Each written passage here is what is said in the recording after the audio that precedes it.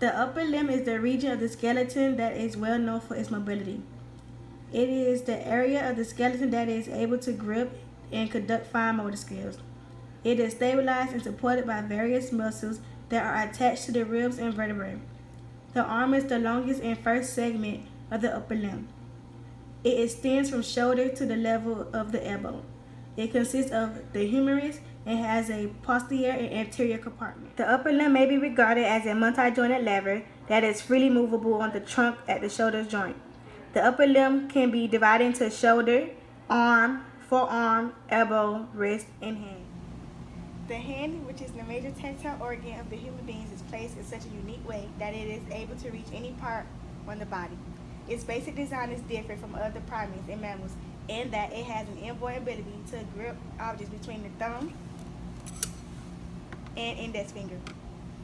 The hand is made up of muscles that control the natural movement of the hand, 5 metacarpals and 14 phalanges. The hand also has 2 surfaces, which is the palmar and the dorsal. It has 5 digits, which are named from lateral to medial: the thumb, the index finger, the middle finger, the ring finger, and the pinky finger. Pronator teres muscle. Origin. Humeral head originates from the medial epicondyle of the humerus and ulna. Head from the medial border of the coronal process of ulna. In the intersection is the lateral aspect of the shaft of the radius. Function, pronatation and flexion of the foramen. The nerve that supplies is the median nerve. The flexor carpi radialis flexes the wrist and abducts the hand. Branchioradialis muscle. Origin on the lateral supracondylar ridge of the humerus. Intersection base of a stylo process of radius. Function, flexion of the foramen at the elbow joints. Innervation, radial nerve. The extensor carpi radialis. Longus muscle does the following: extend the crease. This means that the extensor carpi radialis longus muscle strains the crease joint such that the angle between the back on the head and the back of the foramen decreases.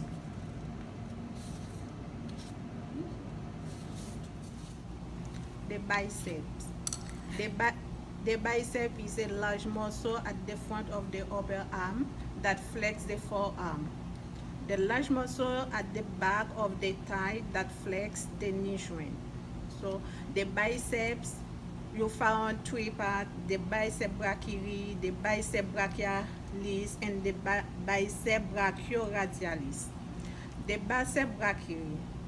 The core muscle of the bicep muscle group is of course the bicep brachii muscle. It is composed of 2 heads, the outer long head and the inner short head.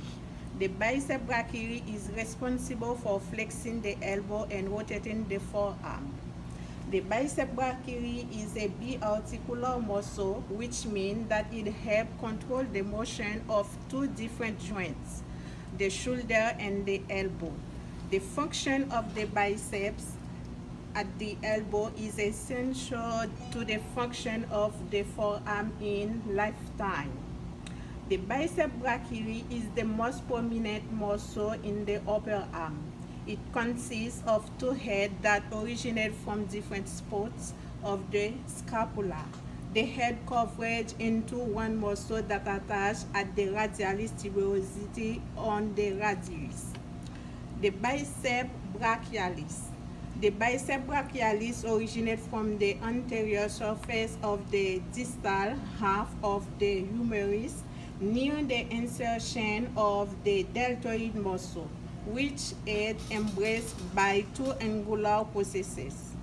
Its origin extends below to within 2.5 centimeters of the margin of articular surface of the humerus at the elbow joint.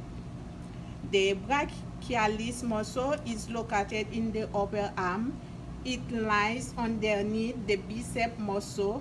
It acts as a structural bridge between the humerus, which is the bone of the upper arm, and the ulna, which is one of the forearm bones.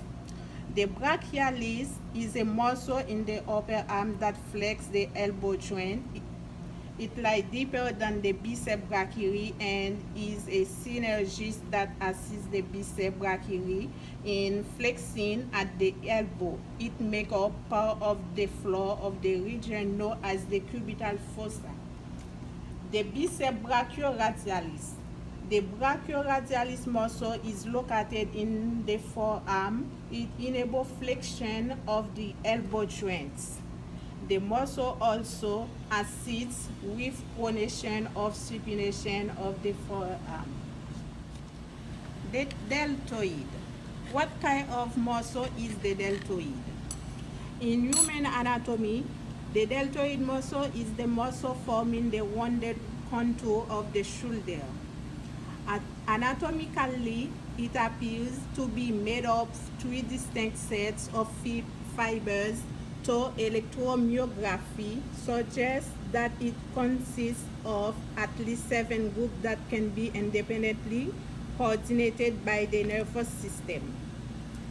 The deltoid muscle is a large triangular muscle covering the joint of the shoulder, the action of which raises the arm away from the side of the body.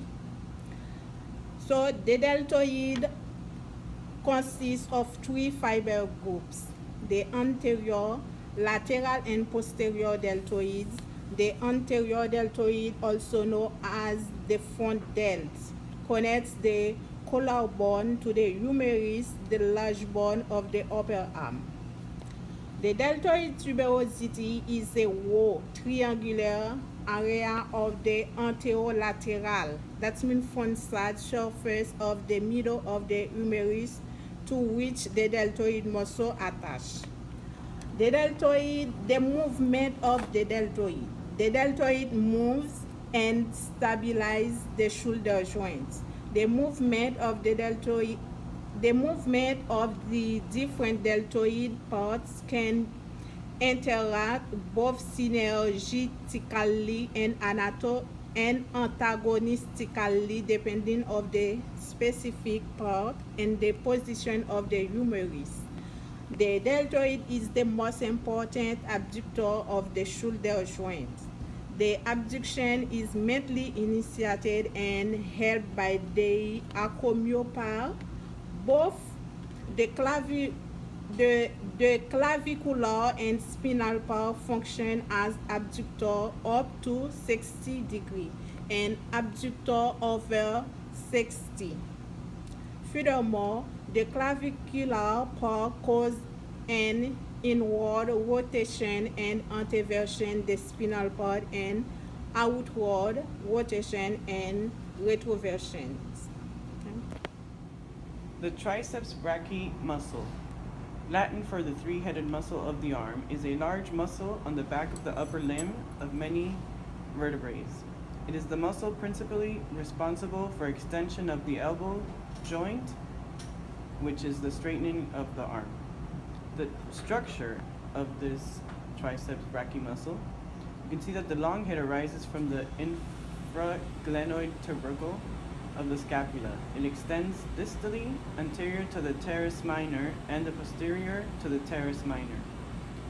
The medial head arises proximally from the groove of the radial nerve from the dorsal surface of the humerus, from the medial intermuscular septum, and its distal part also arises from the lateral intermuscular septum. The medial head is mostly covered by the lateral and long heads. It is only visible distally on the humerus. The lateral head arises from the dorsal surface of the humerus, lateral and proximal to the groove of the radial nerve from the greater tubercle, down to the region of the lateral intermuscular septum. Each of the 3 fascicles has its own motor neuron, subnucleus in the motor column in the spinal cord. The medial head is formed predominantly by small type of fibers and motor units. The lateral head of large type 11B fibers and motor units, and the long head of a mixture of fiber types and motor units. It has been suggested that each fascicle may be considered an independent muscle with specific functional roles. The fibers coverage to a single tendon to insert onto olecranon process of the ulna. Though some research does indicate that there may be more than one tendon, and to the posterior wall of the capsule of the elbow joint where bursae, which are cushion sacs, are often found. Parts of the common tendon radiates into the fascia of the forearm and can almost cover the ancinous muscle. The function of the triceps muscle. The triceps is an extensor muscle of the elbow joint and an antagonist of the biceps and brachialis muscles.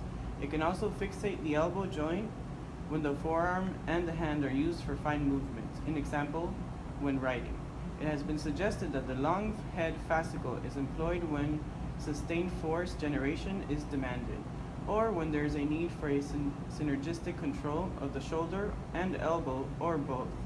The lateral head is used for movements requiring occasional high-intensity force, while the medial fascicle enables more precise low-force movements.